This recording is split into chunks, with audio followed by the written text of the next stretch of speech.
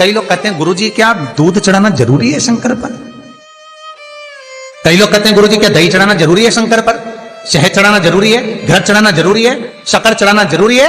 शिव महापुराण की कथा कहती है 5 चीजें शंकर भगवान पर चढ़ती है। दूध अर्थात घर में लक्ष्मी की वृद्धि करता है, इसलिए चढ़ाया जाता है। दही शंकर भगवान पर इसलिए चढ़ाते हैं क्योंकि यह परिवार को जोड़ता है। जिसके परिवार में क्लेश ज्यादा होता है, जिसके परिवार में आपस में तकरार ज्यादा होता है, उसको दही जोड़ता है।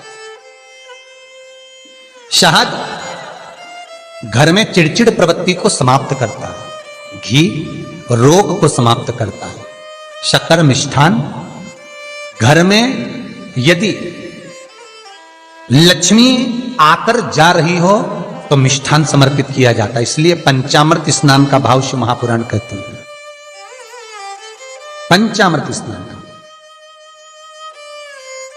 भगवान, इसलिए 5 चीजें शंकर को समर्पित हैं। दूध, दही, घृत, शहद, शक्कर अर्थात मिष्ठान।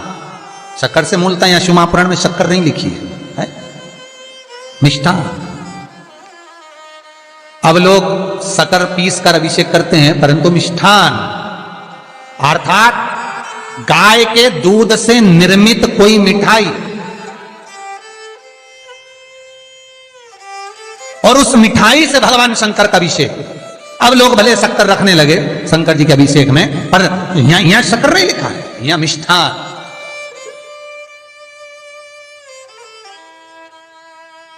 हमारे यहां सहज भाषा में कहते थे उसको खांड अर्थात मीठा। शिव महापुराण की कथा कहती है दर्पण इतना बड़ा ले लो। बंदर वाला अगर दर्पण वाली नहीं तो इतना बड़ा दर्पण लो, हनुमान जी के मंदिर में जाकर, क्योंकि हनुमान शंकर का ही अवतार है। हनुमान जी के मंदिर में जाकर हनुमान जी के उल्टे पांव का थोड़ा सा सिंदूर, चरण का थोड़ा सा सिंदूर एक कागज में लेकर आ जाइए। और हनुमान जी के छोटे भाई, हनुमान जी 6 भाई हैं, उसमें गतिमान, हनुमान जी के छोटे भाई गतिमान का नाम लो, और गतिमान का नाम लेकर उस दर्पण पर सिंदूर से त्रिशूल बना दो। सिंदूर से त्रिशूल बनाकर उस दर्पण को घर के बाहर, दर्पण का मुख बाहर की ओर, ऐसे बाहर की ओर मुख कर कर दर्पण को घर के बाहर या दरवाजे पर, बिल्डिंग पर, ऊपर जाली में, फ्रंट में कहीं पर भी उसको लगा दीजिए।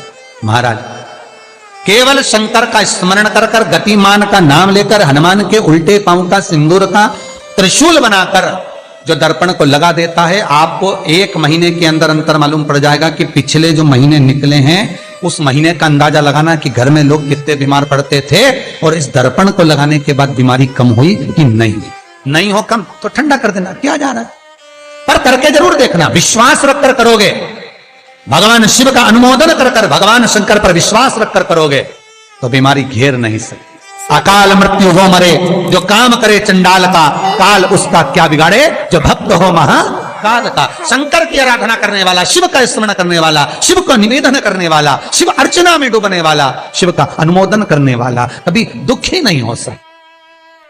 तो शिव महापुराण की कथा कहती है शंकर को जितना जल प्रिय नहीं, शंकर को जितना बेल प्रिय नहीं, शंकर को जितना शमी प्रिय नहीं, शंकर को जितना दूध दही प्रिय नहीं, शंकर को अगर कुछ प्रिय है तो सत्य प्रिय है। सत्यम शिवम सुंदर।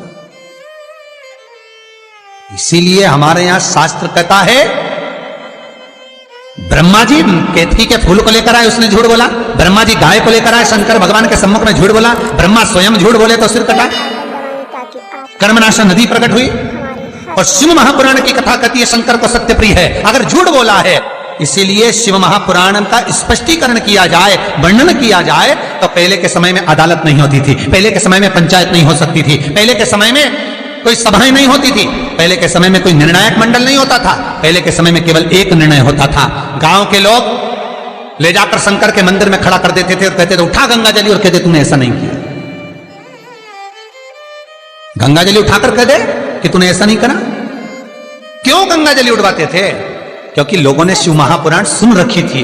शिव महापुराण में श्री वेद व्यास जी वर्णन करते हैं कि शंकर के मंदिर में, शंकर के औतले पर, शंकर के मंदिर के अंदर, शिव की चौखट पर, शंकर के अनुमोदन में, शिव महापुराण के अंतर्गत शंकर के अनुमोदन में शिव मंदिर में शिव चौखट पर अगर कोई भूल से भी झूठ बोल देता है तो उसकी जिंदगी नरक जैसी निकलती है महाराज। इसीलिए कहते तो उठा गंगा जली और कह दे तूने ऐसा नहीं, उठा बोल दे।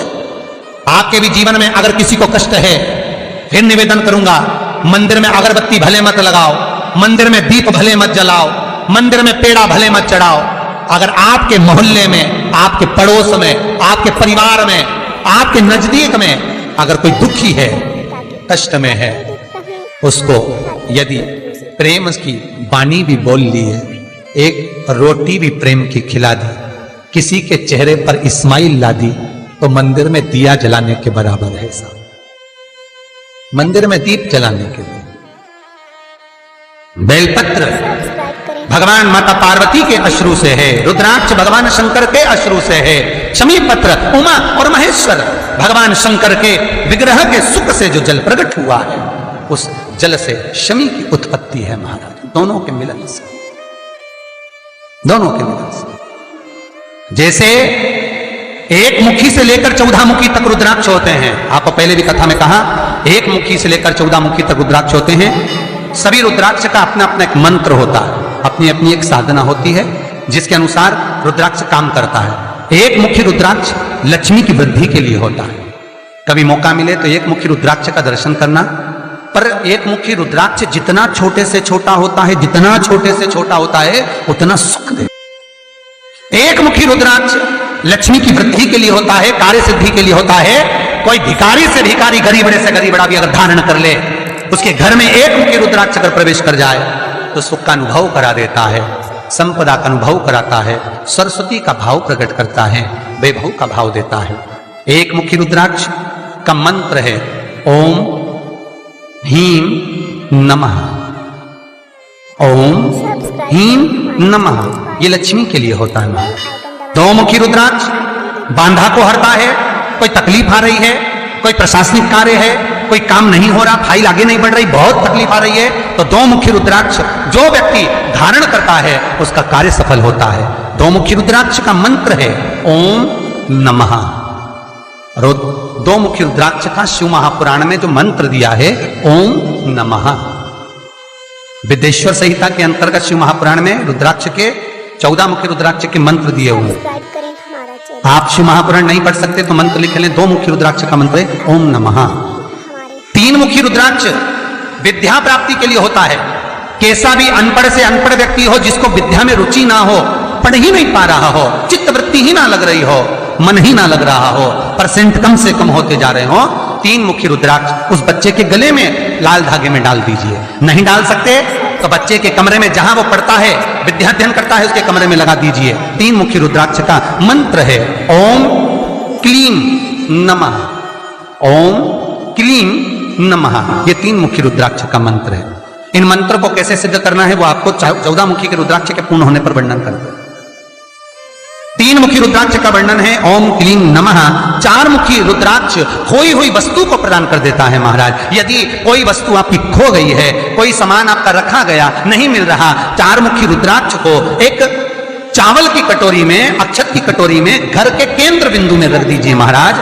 चार मुखी रुद्राक्ष 2 रात्रि तक रखा रहेगा। तीसरी रात्रि को खोई हुई वस्तु आपके घर में कहीं पर भी प्राप्त हो जाएगी, पर होगी, मालूम पड़ जाएगा कि वस्तु यहां है।